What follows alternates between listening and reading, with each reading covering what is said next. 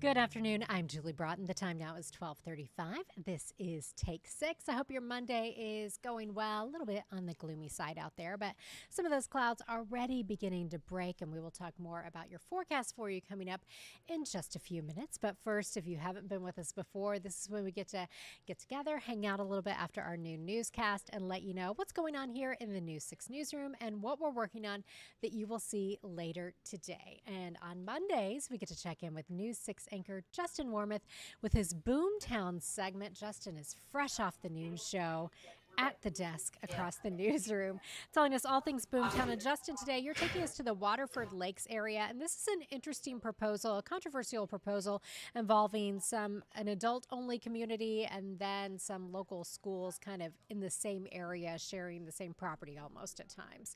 Not the property, yes. but, you know.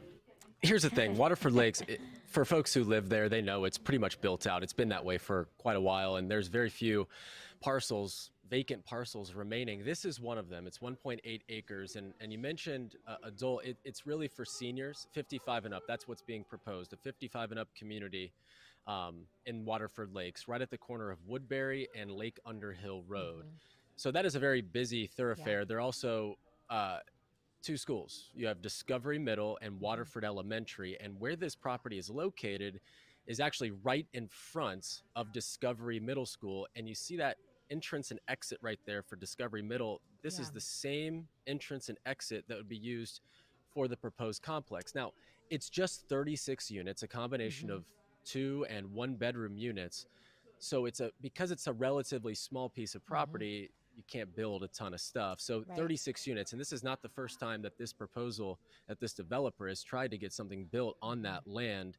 Back in 2020, the residents of Waterford Lakes actually fought this off before. It was a 63 unit property, and now he's dropped it down to 36. So he's cut it in half, essentially about half.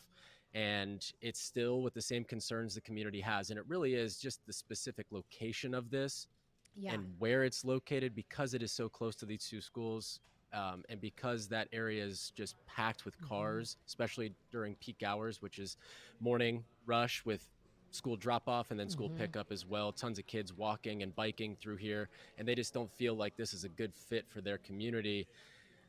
Also, on top of it all, it's almost 100% single-family homes throughout Waterford Lakes. This would be perhaps the first apartment complex of its kind to go in here. And from the developer standpoint, he's like, listen, this is a needed thing for the community. We really have very few senior specific, and it would be attainable, not affordable, but attainable. So around the range of about $1,300 to $1,500 for a one bedroom unit, for 55 and up.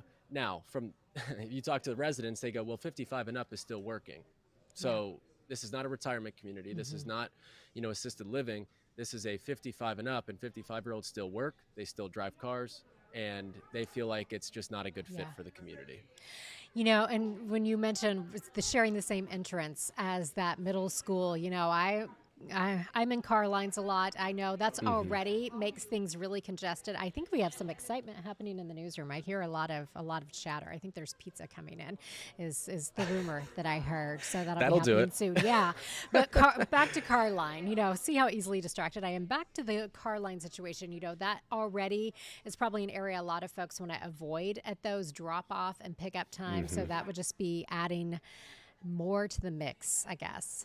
Right. And he has done, the developer, I talked to him about this, and he said for what that land is zoned for currently, he can build 18 units today. He doesn't have to go through the rezoning because he needs to get this piece of land rezoned from low density to medium density.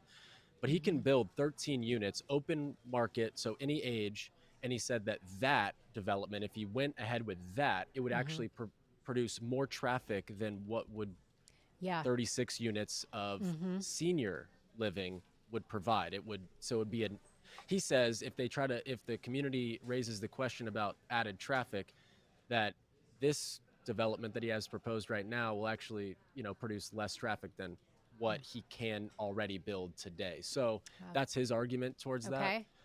He understands that it's not ideal to share an entrance and exit, but he also tried to by on Lake Underhill Road, there's a section that he tried to buy from the homeowners association because it's owned by them, that he can put in a different entrance, and they didn't want to sell to him. So this is his only access point if he wants to build. So yeah, it's really, it's unique, and it's, you know, it's not some large scale. We often, you know, most of the time on my reports, I'm talking about, you know, anywhere from like 700 to like 1700 unit apartment Yeah. complexes being proposed for certain areas. This is a small piece, but it's really,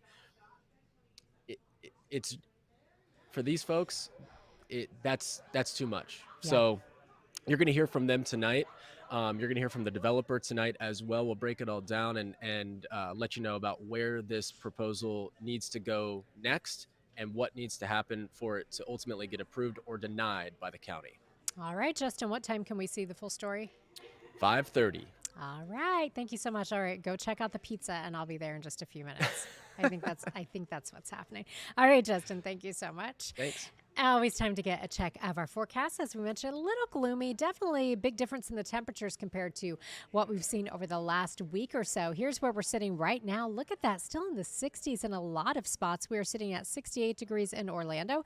Kissimmee, you're at 68 as well. 70 in Cocoa Beach, 71 in Melbourne, and 69 in Ocala. Satellite and radar imagery showing we've still seen a little bit of drizzle moving through our extreme southern counties with a front that is pushing through our area. That front continues dropping to the south, and as that happens, some drier air moves in, and that will allow us to see a little bit more sunshine. So still some cloud cover hanging around as I just peek out the window, but notice that front is to our south, so high pressure you see sitting up there over Louisiana, that is going to move on in, and that will help to clear things out for us. Your evening planner will continue to see overcast skies right now, but as we head through the rest of the afternoon hours, we go into the upper 70s. And also, happy Earth Day. Happy Earth Day. Happy Tom Sorrell's birthday.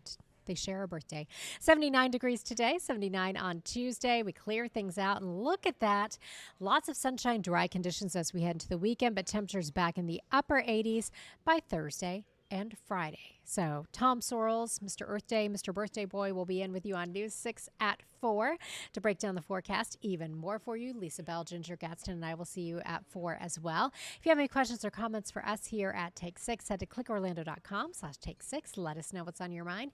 Thank you so much for stopping by, and I'll see you at 4.